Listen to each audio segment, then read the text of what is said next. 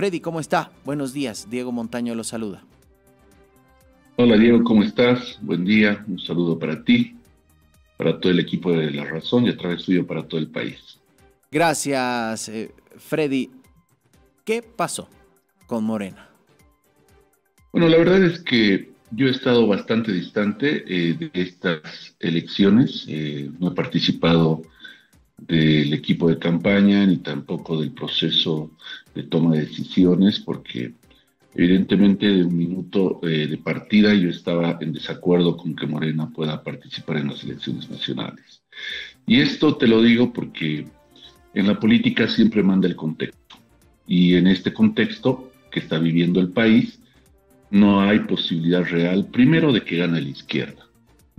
Y segundo, de que Morena, que es un partido joven, nuevo, que ha venido de alguna manera a renovar la política y a ocupar el espacio que estaba dejando el movimiento al socialismo, tenga las condiciones objetivas como para poder terciar estas elecciones con, digamos, la posibilidad de conformar una bancada. O sea, en realidad está claro que un partido de estas características en la primera elección no tiene posibilidades reales de ganarlas, y lo que pues se ve en casos como este es que pues digamos un caso de éxito para Moreno hubiera sido tener su propia bancada, ¿no? Y empezar con esto a construir un proyecto político de mediano plazo pensando en las elecciones del 2030. Ahora, Freddy, pero bueno, dime, usted decía que no estaba de acuerdo con la participación de Morena. ¿Quiénes sí, estaban de acuerdo con la participación de Morena? Bueno, es un poco evidente, ¿no? Hay jefe de campaña, el vicepresidente, y bueno. Es decir, Iván Lima, Jorge Richter. Sí, correcto. A mí me preocupa mucho que con la experiencia que tienen, que no se hayan dado cuenta o que no hayan visto de que efectivamente no había el contexto como para que Morena pueda de alguna manera tener un buen performance en estas elecciones, pues deja mucho que desear. Entonces, yo creo que ha habido comportamiento bastante errático de la dirección ejecutiva y, bueno, mal proceso de toma de decisiones, ¿no? Porque definitivamente en esta elección del 2025 hay una disyuntiva, ¿no? Y esa disyuntiva es justamente entre las diferentes fuerzas de izquierda. Lo que pasa es que no hay realmente una polarización entre derecha e izquierda, ¿no? La polarización se ha dado entre partidos de izquierda y entre partidos de derecha. Entonces, ahí veo que obviamente Morena no podría jugar ningún rol, ¿no? Porque no estás ayudando en nada y estás polarizando sin tener una estructura territorial a nivel nacional. Freddy. Es decir, Morena en este momento es un documento, es una personería jurídica y no existen las condiciones objetivas para poderte lanzar una elección nacional. Freddy, ¿usted considera que, por ejemplo, la participación de Morena se debió, ayer hablábamos con un analista y decía, hay partidos que se inscribieron para ver si negociaban con Andrónico Rodríguez, que en ese momento peligraba justamente la sigla Tercer Sistema, o con Evo Morales, para tener el caudal de votos del expresidente. ¿Usted considera que el cálculo, por ejemplo, de Iván Lima o de quienes fogonearon la idea de participar, iba por ahí? ¿Una alianza realmente con el expresidente Evo Morales o eventualmente con Andrónico? Yo creo que el aliado natural era Andrónico Rodríguez, ¿no? Pero no han sabido manejar bien las fichas y evidentemente no se ha producido la alianza. De todas maneras, como te digo, no hay un contexto para que pueda ganar la izquierda. Y creo que ahora Andrónico también ya está empezando a pisar tierra firme y se da cuenta de que efectivamente, pues, las encuestas no lo favorecen. Creo que a ningún partido de izquierda lo favorecen. Y bueno, Andrónico no termina de despegar, ¿no? Es decir, ocupa un tercer lugar de manera continua y más bien descendiendo, ¿no? Entonces, la situación es en extremo preocupante. Creo que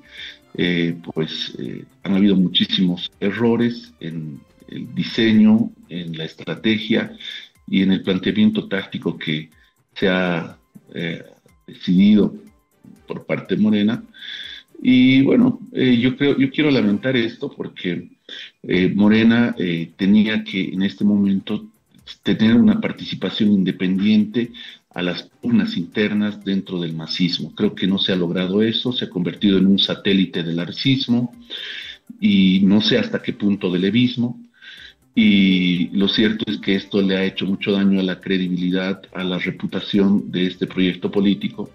Y creo que pone en duda también, pues en este momento, el liderazgo que se está asumiendo dentro del partido, porque sin duda alguna hay militantes y también hay candidatos que han creído en este proyecto, que han invertido sus recursos económicos, su tiempo, su esfuerzo, su dedicación, y que en este momento yo entiendo que deben sentirse defraudados, decepcionados y de alguna manera abandonados parte de una dirección ejecutiva que pues no ha sabido tomar las decisiones de la manera más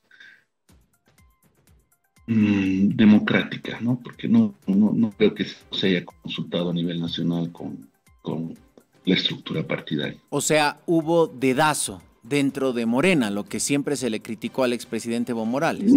No dedazo, ¿no? Tal vez imposición podría ser la palabra que defina con mayor claridad esto, ¿no?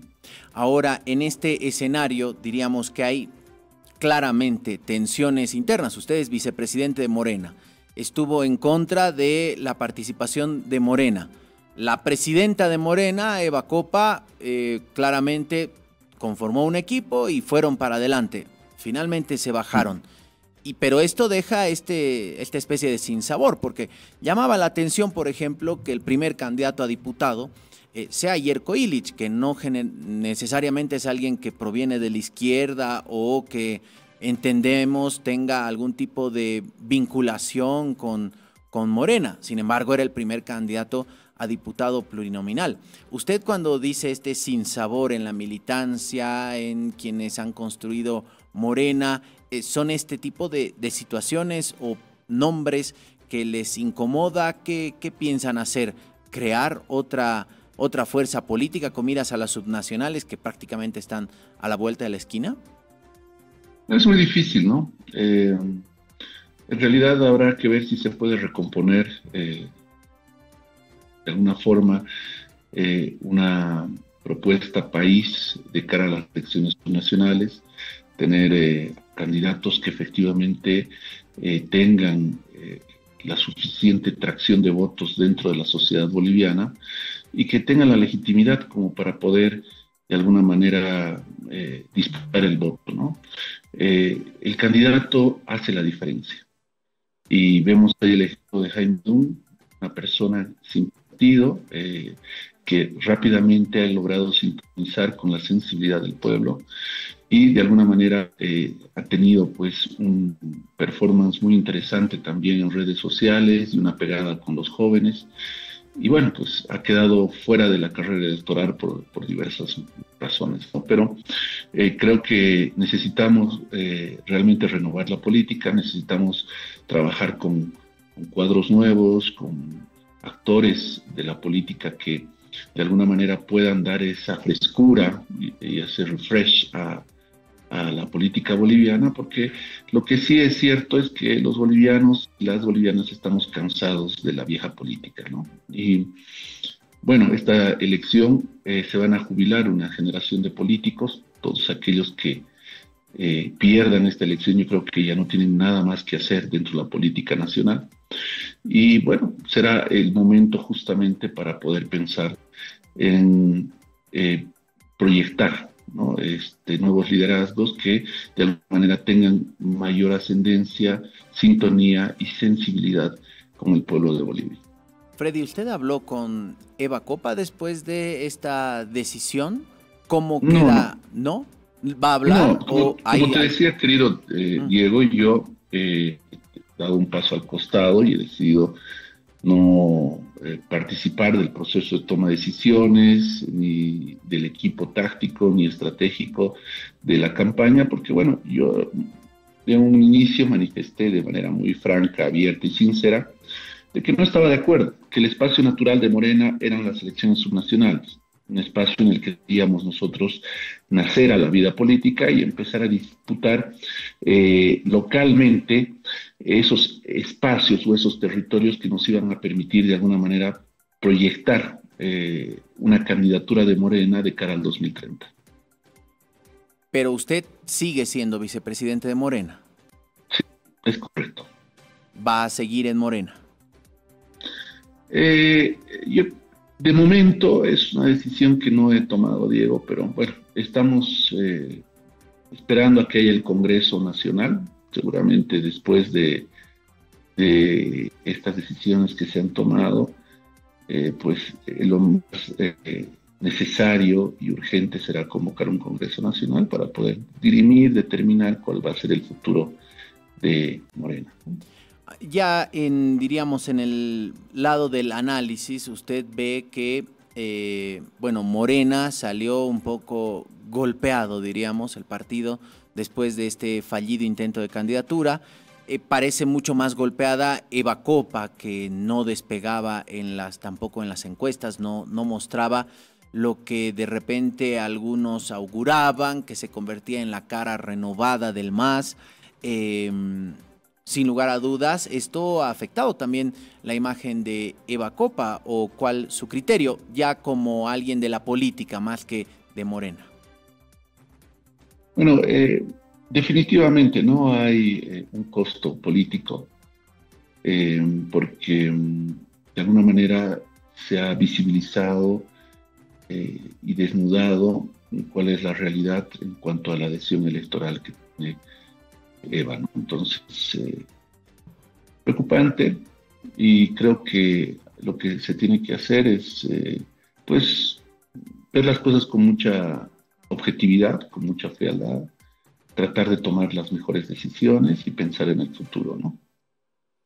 ¿Está usted como, diríamos, decepcionado de finalmente lo que pasó al interior de su partido, que usted decía, y el nombre lo dice, es un movimiento de renovación? Se entendía si iban a hacer las cosas de manera diferente, pero al parecer, cuando Eva Copa hablaba de los infiltrados, podría uno encontrar infiltrados a ambos lados, los que fogoneaban la candidatura y los que estaban en contra, diríamos, de la candidatura. En realidad, creo que el tiempo es el que te da la razón, ¿no? Y bueno, yo creo que ella se refiere a los infiltrados, a pues, las personas que le han hecho tomar malas decisiones. Me imagino que debe ser así, ¿no? Porque dentro de todo uno necesita también a personas que le digan la verdad, que de alguna manera entiendan cómo funciona la política y que le ayuden de alguna manera a mejorar su posición, ¿no? Entonces, no sé exactamente a quién se referiría, pero bueno, será que habrá que preguntarle a ella, ¿no? Para que pueda explicar a quién se está refiriendo concretamente. ¿Será que Eva Copa va a la reelección como alcaldesa o realmente ha salido muy trasquilada, aunque en política todo es posible, pero... Como te decía, en la política manda el contexto, ¿no? Y no creo que haya un contexto favorable para que ella presente su repostulación, ¿no? ¿Y la gobernación? Que ella lo sabe, sí. ¿Tampoco a la gobernación de La Paz? No lo sé, la gobernación es otro espacio político y electoral, podría tener una dinámica diferente, pero es asumir un riesgo, ¿no? O sea, después de lo sucedido, yo creo que lo más sensato es de alguna manera esperar y guardarse y tratar de reinventarse en un futuro mediato, no tan próximo, ¿no? Esto yo creo que podría suceder, porque como tú dices, bueno, en política todo se ve, pero en este contexto inmediato, si ella sufre otra derrota electoral, pues eso sería lapidario, ¿no? convengamos que la carrera política de Eva Copa es bastante corta, ¿no? O sea, 5 años en política es nada, porque si bien ella fue senadora otros 5 años, pero no apareció en el mapa, en el radar, hasta lo sucedido el 2020, ¿no? Ahí apareció, ahí fue, diríamos, el personaje político que más creció en el año 2020, producto de eso fue su éxito rotundo en las subnacionales, como elegida como alcaldesa, y que de repente tenga que bajar, pensar y un poquito estar en el refrigerador, suena a casi una jubilación bastante anticipada. Que ¿eso a qué le atribuye? ¿A malas decisiones, mala gestión en la alcaldía, todas las anteriores? Una sumatoria de variables, ¿no? O sea, creo que respuestas sencillas a problemas complejos siempre generan equívocos, ¿no? Entonces, son muchas variables, pero habrá que hacer una evaluación objetiva, táctica, para ver justamente cuáles son los negativos, cuáles son los positivos y tomar una decisión, ¿no? De eso se trata. A día de hoy vemos mucha irracionalidad dentro de la política, mucha inmadurez dentro de la política. Lo sensato dentro del bloque de la izquierda era conformar un frente único, no han estado a la altura de la historia. En su momento se planteaba también la posibilidad de hacer un frente amplio, no entendieron de qué iba el frente amplio, y bueno, ya ves ahora mismo cómo está el performance electoral de la izquierda. Y lo mismo pasa en la derecha, ¿no? Es decir, no es que tienen una mejor lucidez o una madurez política. Es viejos políticos que lo que precautelan son sus intereses personales, particulares, de grupo, que no tienen la grandeza de negociar, de llegar a acuerdos, y así quieren gobernar este país, y así quieren llevar adelante una asamblea que va a estar atomizada, que va a estar fragmentada, y que, en la que tienen que construir gobernabilidad a través de acuerdos. O sea, ¿cómo les puedes creer si no han tenido la capacidad en estas elecciones de ponerse de acuerdo, de hacer funcionar la política? Y bueno, eso te dice mucho de que realmente estamos ante un fin de ciclo necesario para la política boliviana, en el que muchos actores políticos se van a jubilar, porque realmente no tienen nada que ofrecerle a este país, y creo que la sociedad cada vez se da cuenta con mayor claridad de que efectivamente ninguno nos representa. Yo no me siento representado por ningún actor de la política que en este momento esté en la papeleta electoral. Y lo cierto es que gran parte de la población debe sentir lo mismo.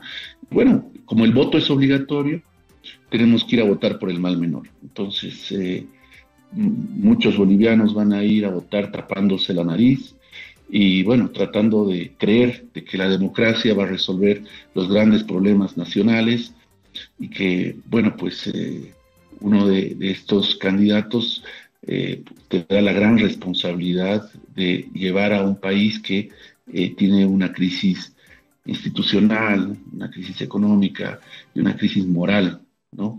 En la que, pues, lamentablemente no vemos tampoco de que haya ese gran referente de que nos vaya a sacar a todos de este momento tan difícil en el que nos encontramos. Quisiera estos minutos que nos quedan que hablemos justamente ya con Freddy Bovarín, político, ¿no? Abstraído, diríamos, del proceso electoral, aunque nunca estuvo sumergido en el proceso nacional. Hablaba de esta polarización dentro de la izquierda, ¿no? Y que de repente se pueda dar un fenómeno de eso que decía, taparse la nariz y votar por el mal menor, que pueda darse lo que ocurrió con, diríamos, la derecha en las elecciones del 19 y del 20 del voto útil. Quiere decir que es probable que pase ahora con los militantes, simpatizantes o votantes, diríamos, de la izquierda o del exmasismo, de lo que fue el Movimiento Nacional Popular, porque cuando uno empieza a ver el abanico, diríamos, dentro de las opciones de izquierda, vamos a poner entre comillas, está el Movimiento al Socialismo con Eduardo del Castillo, Andrónico Rodríguez con Alianza Popular, Eva Copa, bueno, se bajó finalmente, y el levismo, que si bien no está participando con ninguna candidatura, ya está haciendo campaña por la no candidatura, diríamos, por el voto blanco o voto nulo. Finalmente no sabemos cuál será la decisión, pero ¿cómo ve esto? O sea, ¿realmente el evismo está jugando sus cartas sin endosarle el voto nuevamente a ningún candidato que no responda a ellos? Es correcto, en realidad es un voto protesta, ¿no? Es un voto de rechazo a las elecciones, al sistema político y a no tener el candidato que ellos consideran legítimo. Entonces, esto efectivamente podría tener un efecto interesante en esta elección. Veamos cuál es el resultado de esta campaña por los nulos y blancos para también entender qué fuerza tiene el evismo, ¿no? Creo que es un escenario sui generis, es un contexto político muy interesante, un laboratorio social en el que debiéramos de alguna manera hacer una contrastación con las elecciones del 2020, restar el porcentaje histórico de nulos y blancos y ver efectivamente la fuerza que tiene el evismo, porque, bueno, ellos ya han abierto una casa de campaña en Santa Cruz, la primera casa de campaña por el voto nulo, que estuvo a cargo de Ángelo Céspedes, y bueno, pues creo que en esta recta final van a hacer una campaña fuerte por el voto nulo. Entonces, es un fenómeno que habrá que estudiar desde la comunicación política, y bueno, me parece que el resto de los electores tendremos que elegir entre el mal menor, ¿no? ¿Cuál es el mal menor o cuál nos parece que puede representar de mejor manera nuestros valores y nuestra ideología, y de alguna manera expresar eso en la boleta el 17 de agosto.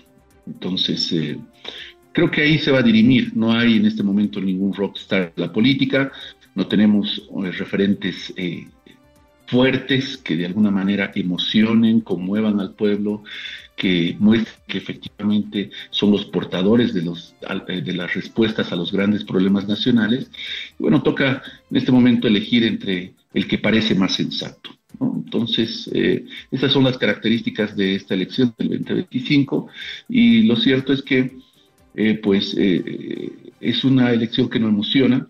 Es una elección donde los favoritos están estancados electoralmente, no crecen, porque efectivamente, como te digo, no emocionan y comparten el mismo electorado, es decir, personas con las mismas condiciones sociodemográficas, y bueno, pues ya no tienen dónde más crecer. Se están disputando entre ellos esta elección en una relación bastante caníbal, diría yo, porque para poder crecer uno necesita comerse al otro, ¿no? Entonces, este es el panorama o el escenario en el que está asumida la elección de este 17 de agosto, y veremos pues cuáles son los resultados ya a menos de 20 días, ¿no?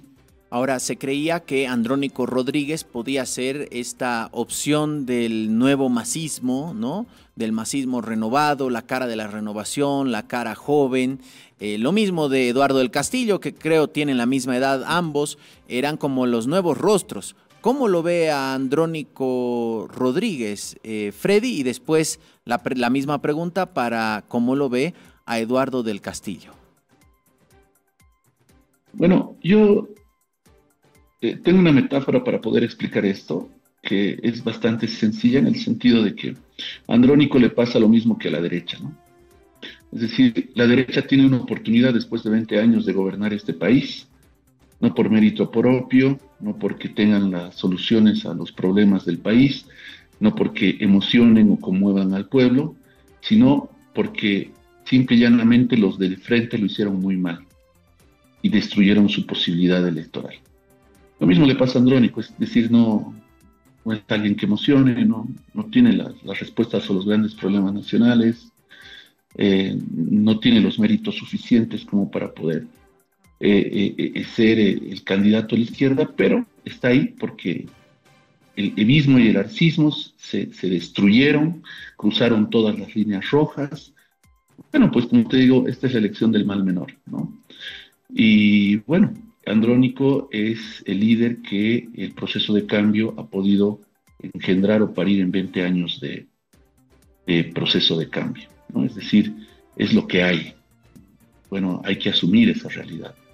Yo en alguna entrevista decía, bueno, creo que también hay que saber asumir las derrotas y creo que donde más se aprende, de donde más lecciones se saca es justamente de la derrota. Y creo que necesitamos una pausa, un respiro, mucha humildad, serenidad y hay que pensar lo que se hizo mal, los errores, las equivocaciones, hay que replantear el escenario de mediano, largo plazo y bueno, pues hay que empezar a trabajar y avanzar en torno también a estas lecciones que nos va a dejar esta elección.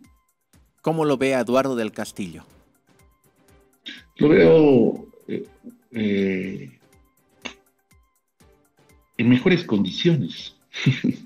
Creo que ha sido una sorpresa para todos quienes vemos con cierta distancia al arcismo, pero me ha parecido que es un buen candidato que está haciendo campaña con un ancla en el hombro, ¿no? Entonces, él tiene que avanzar con el peso de la mala gestión de Luis Arce y con el peso también de todos los errores que ha cometido Arce en su gestión de gobierno, ¿no? Entonces, evidentemente se le va a hacer mucho más difícil crecer electoralmente, pero a pesar de eso, creo que es un candidato que está en ascenso, claro que es un ascenso moderado, pero ahí anda, ¿no? Haciendo lo que puede y bueno, lo que me ha sorprendido es la valentía y el coraje con el que está llevando adelante su campaña, ¿no? ¿Usted sabe qué pasó finalmente en torno a la candidatura del Movimiento al Socialismo? Muchos especula que ahí hubo una serie de, diríamos, acuerdos bajo la mesa, que el candidato ya era Luis Arce y que esa conferencia en la que Luis Arce decía, bajo mi candidatura para ver si armamos un bloque para 3 días después presentar la candidatura de Eduardo del Castillo, parecería que no fue porque realmente quería, sino algo pasó al interior. ¿Usted sabe qué pasó? Para 3 días después ser candidato a primer senador por La Paz. Creo que hay mucha impostura, ¿no? Mucha mentira. Y bueno, yo creo que es simplemente el cherry sobre la torta de una gestión que ha liquidado cualquier posibilidad de victoria para la izquierda, ¿no? Es decir, un gran artífice de que en este momento la izquierda esté totalmente atomizada y con la preferencia electoral que tiene, pues también es Luis Arce, tiene que asumir su cuota de responsabilidad. Desconozco los tejemeneques internos de la Dirección Nacional del MAS, de las decisiones que han sido tomadas por Grover García. Me parece, y lo que se percibe es de que dentro de la dirección del MAS no querían que sea Luis Arce, porque evidentemente es un mal candidato, ¿no? Entonces, creo que ellos querían tener una mejor representación, lo cual es natural para cualquier fuerza política. Y bueno, esas tensiones internas dentro del MAS han hecho de que al final del día Eduardo del Castillo termine como candidato a la presidencia. ¿Le parece si nos vamos a la acera del frente? ¿Cómo ve, profundicemos lo que ya más o menos mencionó respecto a los candidatos, diríamos, de las derechas, centroderecha, las oposiciones? ¿Cómo los ve? A Samuel Doria Medina, Tuto Quiroga, Manfred Reyes Villa, Rodrigo Paz. Veo que son los candidatos del fin de ciclo, ¿no? Es la vieja política tratando de mostrarse como nueva política. Es decir, es una campaña que no seduce, que no emociona, que no llega al corazón de los bolivianos. Es una campaña sin alma y creo que la gente no está tan conectada con las campañas electorales en este momento. Yo el nivel de proselitismo de esta elección la veo súper baja, no veo el grado de movilización que existía en otras campañas, no veo el grado de adhesión espontánea de la gente. Y bueno, pues eso te dice también que algo se está haciendo mal. Creo que ahí hay un costo para la democracia, porque los indicadores de desafección política seguramente siguen a la alza y pues nada raro de que en las elecciones de los 30 haya un candidato de corte autoritario, ¿no? Porque según el Latino Barómetro, pues el porcentaje de gente que estaría de acuerdo con otras formas de gobierno autoritarias que no sean la democracia está en ascenso, ¿no? Y eso es muy preocupante porque al final del día entendemos la democracia como esa forma colectiva de resolver nuestros problemas, de llegar a acuerdos, de generar consensos y de tener una vía pacífica para poder convivir entre personas que no necesariamente pensamos igual, pero que encontramos en la democracia ese espacio como para poder canalizar también nuestra posición y hacer de que, pues, de alguna manera el país tenga una respuesta que piense no solamente en partidos, en actores de la política, o en intereses corporativos, sino que centralmente piensen en el pueblo de Bolivia. Creo que lamentablemente los actores políticos no están a la altura, no están dando esa sensación, construyendo esa percepción social en el sentido de que la democracia sirve para hacer respetar y defender los intereses del pueblo, sino que parece una maquinaria cada vez más alejada de los intereses populares y que solo sirve para precautelar intereses de grupo, intereses de élites que se turnan el poder, ¿no? Entonces, en el caso de la derecha, yo no veo que tengan las respuestas a ninguno de los problemas que está viviendo el país y eso me preocupa mucho porque hay gente con la que yo converso, digamos, conductores, las caseras.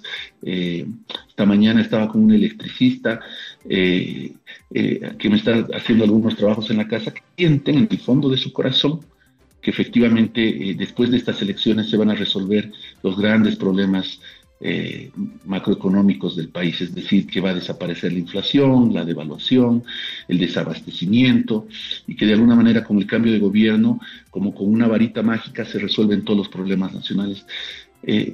Bueno, quienes sabemos de esto, sabemos que no es así, ¿no?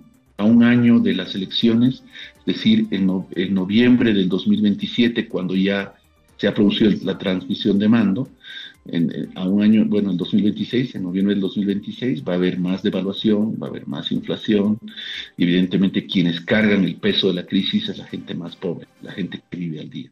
Y creo que los políticos no le están diciendo la verdad al pueblo boliviano, no le están diciendo que levantar el subsidio a los hidrocarburos va a implicar de que se disparen todos los precios de la canasta familiar, de que el precio del transporte público vaya a costar 6, 7 bolivianos y evidentemente eso va a generar una inflación que apenas estamos imaginando. Hay mucha gente en las encuestas que se le pregunta, ¿está de acuerdo con levantar los subsidios? Y te dice, sí, de una vez, porque parece que es el problema y vamos a levantar eso y resuelto el problema.